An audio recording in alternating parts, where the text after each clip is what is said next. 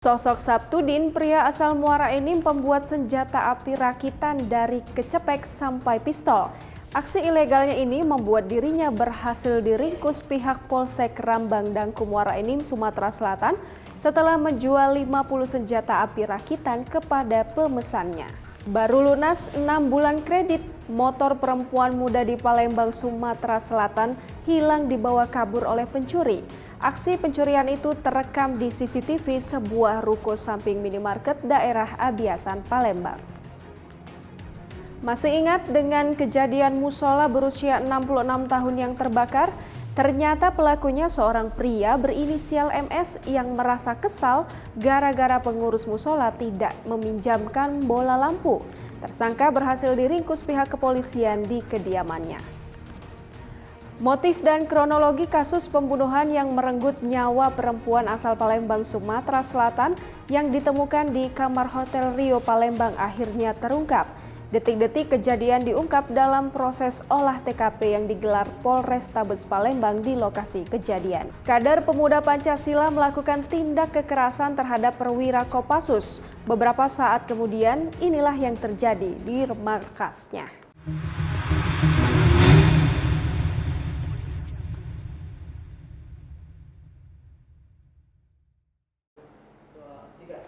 Halo saudara Tribun Sumsel Video, senang sekali rasanya kita berjumpa kembali dalam program acara 48 jam bersama saya Eis Ratna yang akan menyajikan rangkuman informasi kriminal di Sumatera Selatan dan sejumlah informasi viral ter-up-to-date.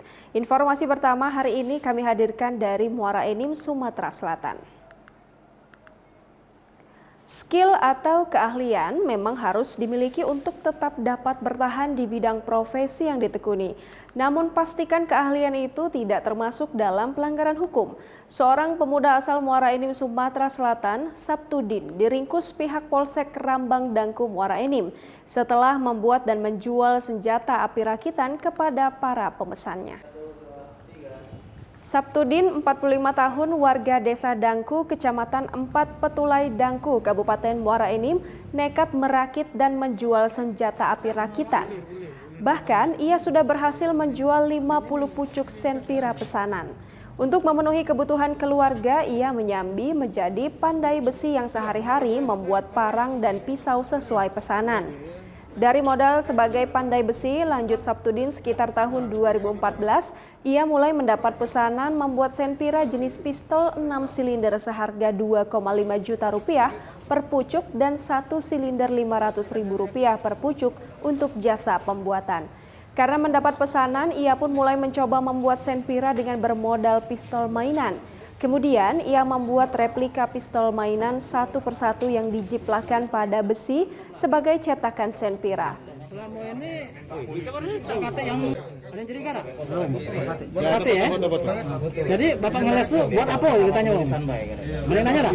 Bikin parang saya. Bikin parang ya? Oh, bikin parang untuk nyamar gitu ya? Ngelabui ini ya. Ngelabui. Bukan ngelabui, memang pandai parangan saya. Oh, pandai besi. Oh, besi. Jadi percaya om.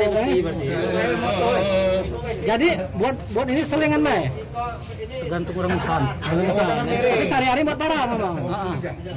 Ya tuh Kapolres. Berapa keuntungannya kalau bikin ini? Udah masuklah situ. Sudah dijelaskan. Iya, berapa keuntungannya kalau jual ini? Enam mata berapa kita tahu? Kalau dia satu mata itu cuma 200 keuntungan yang dari modal kan? Dijual berapa? Kalau yang mas 500 sampai juta? 500. Sampai sejuta? Kalau enggak pernah sejuta. Oh, 500.000. Oh. Yang menang itu 2,5 juta. 2,5 juta. Oh. Keuntungan kebersihannya dari mata-mata mata gerenda itu cuma 1 juta. Itu 2,5 juta itu kalau ngomongin bawa bahan dewek, mana? Bawa dewek itu. 2,5 juta. Kalau bahan dari kamu lebih. Kalau bahannya aku kan udah kate aku. Kate bahannya. Oh, ada bawaan dia semua. Oh, cuma buat kebaya, Biasa. ngambil upahnya be ya? Sama kayak lo orang.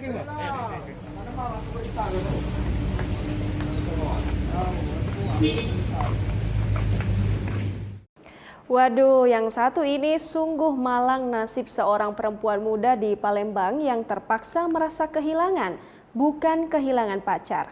Perempuan muda ini merasa kesal dan terkejut saat mengetahui motor yang baru 6 bulan lunas kreditannya hilang dibawa kabur pencuri. Aksi pencurian itu terekam di CCTV sebuah ruko samping minimarket daerah Abiasan, Palembang. Aksi pencurian sepeda motor kembali terekam kamera CCTV yang kali ini terjadi di sebuah ruko samping Indomaret Abiasan, Palembang. Bukan main terkejutnya Vika Efrianti saat mengetahui sepeda motor Honda Beat hitam bernomor polisi BG6550 ACP miliknya sudah hilang entah kemana. Apalagi motor itu baru lunas kredit sekitar 6 bulan yang lalu. Tepatnya peristiwa itu terjadi di kawasan pertokoan Jalan Sirnaraga Kelurahan 8 Ilir, Kecamatan Ilir Timur 2, Palembang, Senin 15 Maret 2021 sekitar pukul 21.00 malam. Bentar Mbak ya.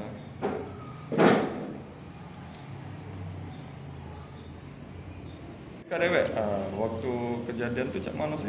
Kejadian itu kan kami keluar kantor itu kan jam 9 hampir setengah 10. Malam ya? Malam. Baru selesai kerjaan. Nah pas turun itu biasa kan turun biasa pas nyampe parkiran kaget udah nggak ada kan biasanya kan nggak pernah ada kejadian kayak gini. Oke. Terus tahunya kalau motor itu dipaling kayak mana? Kebetulan kan ada CCTV, dicekin. Dicek CCTV.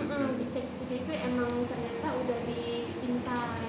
Oh, nah kalau dijenguk dari CCTV Dewe, cak mana kejadian?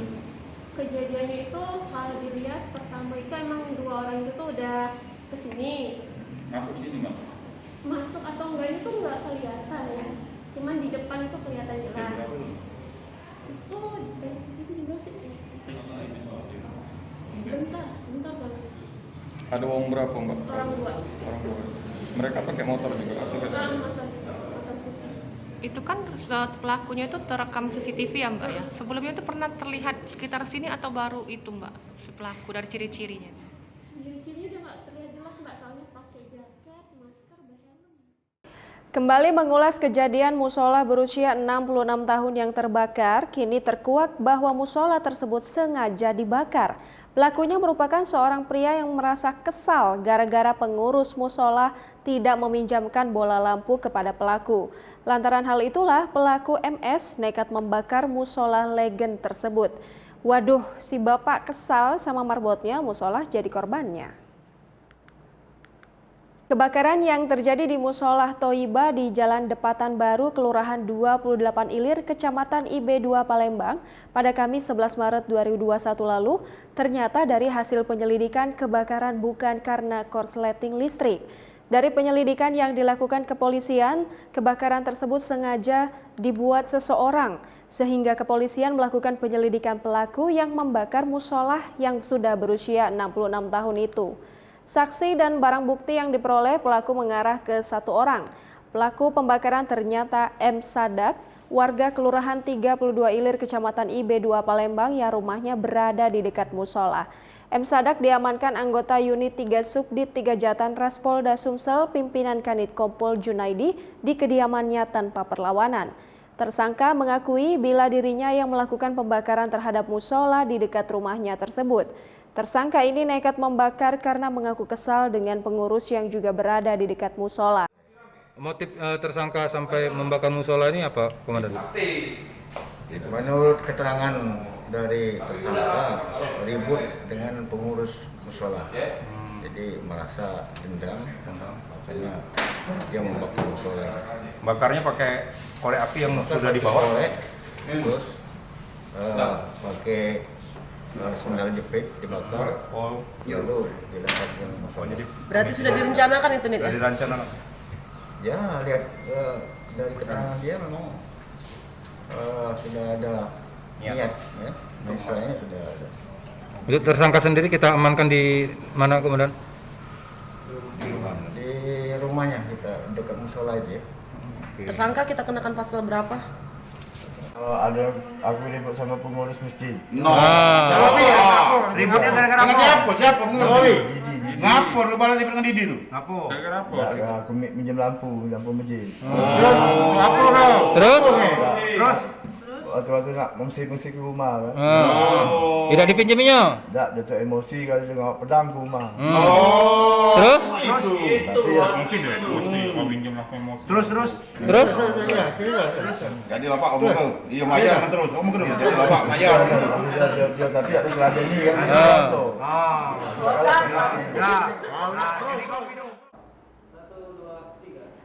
Anda tentu masih mengingat kejadian ditemukannya seorang wanita muda asal Palembang dalam kondisi meninggal dunia di kamar Hotel Rio Palembang. Motif tersangka dan kronologi kasus pembunuhan ini akhirnya terungkap setelah polisi melakukan olah TKP yang digelar di lokasi kejadian. Detik-detik pembunuhan Yuliana diungkap dalam proses olah TKP yang digelar Polrestabes Palembang di lokasi kejadian pada Kamis 18 Maret 2021. Tepatnya peristiwa itu terjadi di kamar 625 Hotel Rio, Jalan Lingkaran 1, Kelurahan 9 Ilir, Kecamatan IT2 Palembang. Kasubdit Riksa Unit Pidum Satreskrim Polrestabes Palembang, Ibtu Naibaho mengatakan ada 37 adegan yang digelar dalam olah TKP ini. Dihadirkan dalam olah TKP, tersangka Berry Saputra mengaku memesan jasa korban dari aplikasi micet untuk menemaninya kencan di kamar 625 Hotel Rio Palembang. Sempat bertanya pada resepsionis, tersangka kemudian memperbaiki posisi parkir sepeda motornya ke sebelah pintu utama. Kemudian tersangka duduk di lobi dan segera berjalan ke lift untuk menuju kamar 625 tempat korban sudah menunggu. Disitulah tersangka sempat berpapasan dengan dua rekan korban, Angga dan Ilham Wahyudi, yang diketahui merupakan perantara kesepakatan kencan satu malam. Setibanya di kamar 625, tersangka membayar uang ke korban untuk selanjutnya mereka melakukan hubungan badan. Selesai itu, tersangka sempat mandi dan merokok di kamar. Tak lama kemudian tersangka meminta untuk kembali berhubungan badan namun ditolak keras oleh korban. Dari olah TKP itu diketahui bahwa tersangka secara sengaja menindih dan mengikat mulut, tangan, dan kaki korban. Melihat korban yang terus berontak, tersangka akhirnya gelap mata dan nekat membekap wajah korban dengan menggunakan bantal. Setelah tak bergerak, tersangka selanjutnya menutup seluruh tubuh korban dengan selimut. Kemudian dia mengambil HP dan uang korban yang terletak di meja dekat kasur dan pergi meninggalkan kamar itu. sering dia terus. Dah mimpi berapa tuh? Mimpi. Apa cerita mimpi? Apa? Ya, apa cerita mimpi? Posisinya. Kalau lagi mimpi itu apa dia? Aku nyekek mimpi aja. Jangan dia mau mimpi yang pokoknya sak ngejar itu. Ngejar. Kak, nanya dikit Kak. Oke, lo ini tak tengok ini. Aja lah, Min. Oke. Ya, benar. Ini sesi dulu terus. Kita menindih korban yang gelap. Padahal cuma melintas saat terjadi insiden antara pemuda Pancasila Bandung Barat dengan petugas debt collector.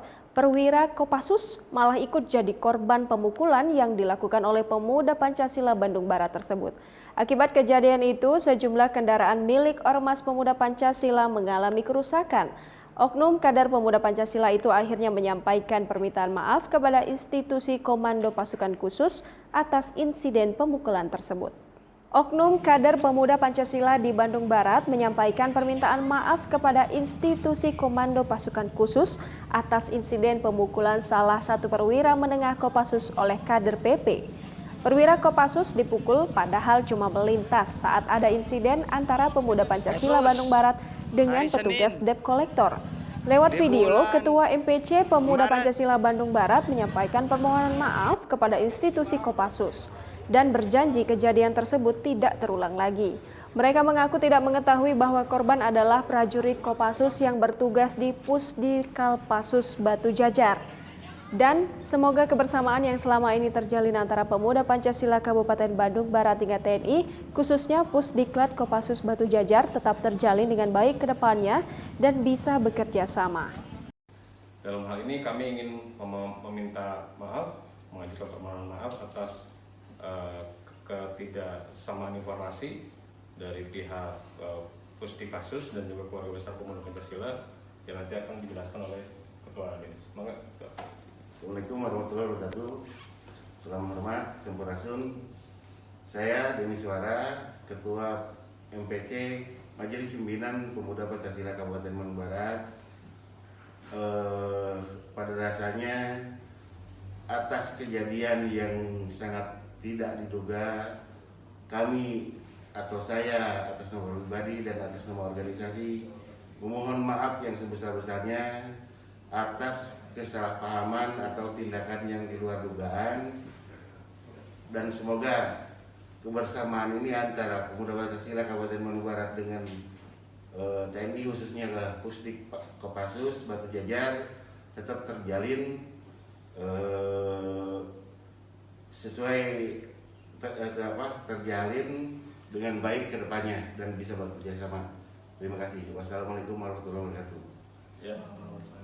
Kami atas nama keluarga besar Pemuda Pancasila minta permohonan maaf atas masalah-masalah yang terjadi. Mudah-mudahan masalah ini memberikan berkah, memberikan pelajaran untuk meningkatkan kembali kolaborasi, persatuan dan juga harmonisasi di institusi TNI maupun di organisasi Pemuda Pancasila. Kami atas nama Pemuda Pancasila. Itu dia tadi saudara beberapa informasi kriminal dan viral yang berhasil kami rangkum untuk Anda saksikan. Jangan lupa untuk terus menyaksikan program acara 48 jam hanya di channel YouTube Tribun Sumsel, karena kami akan terus mengupdate informasi kriminal di wilayah Sumatera Selatan. Saya Ais Ratna beserta kerabat kerja pamit undur diri dari hadapan Anda, bahas tuntas tindak kriminalitas. Terima kasih dan sampai jumpa. Jangan lupa subscribe, share, komen, dan like ya.